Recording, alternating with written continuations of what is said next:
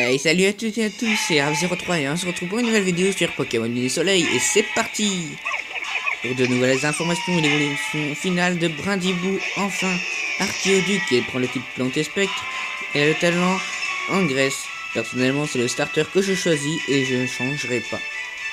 Il est assez stylé, un peu style Robin des Bois. Évidemment, il a aussi son attaque spéciale.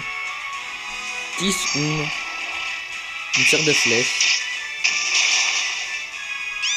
Là, il y a eu aussi son émotion finale. C'est l'inferno. Il a le type feu et ténèbres et a le talent brasier. Notre petit chaton tout petit et tout mignon est devenu un chat flamenco super musclé et badass. Évidemment, je préfère toujours au taquin. Il a aussi son attaque de signature Dark Laria. Au taquin aussi son évolution finale, vous avez sûrement déjà vu dans les fuites.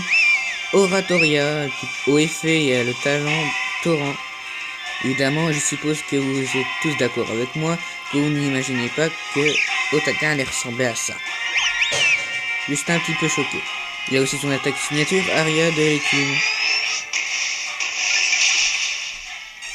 Évidemment, comme dans chaque île, comme Tokoriko, vous avez chacun des gardiens. Le gardien Takala est Tokopillon, type psy et feu et a le talent Cria Psy. Donc à chaque fois qu'ils apparaissent, ils ont un sort de champ psychique ou électrique ou herbe, tout ça, tout ce que vous voulez. Évidemment, chaque Toko ont le type fée et normalement ils peuvent s'assembler pour faire un sort de totem. Franchement, je les considère comme des Pokémon légendaires.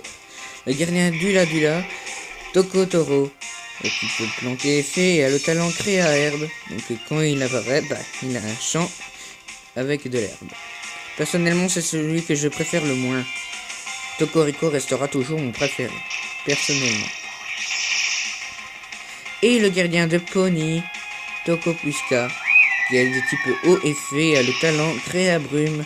Malheureusement, je suis un petit peu choqué car il a le même talent que Oratoria, haut effet. Donc pour un Pokémon comme ça, moi je suis un petit peu choqué.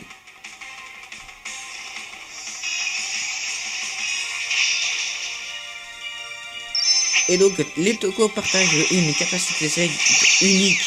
Donc ils auront chacun leur capacité Z. Colère du gardien d'Alola. C'est un corps géant qui jaillit du sol et en fait ils doivent mettre leur tête dessus. En fait ils utilisent leur poing pour écrabouiller leur adversaire. Ça doit faire mal. Hein.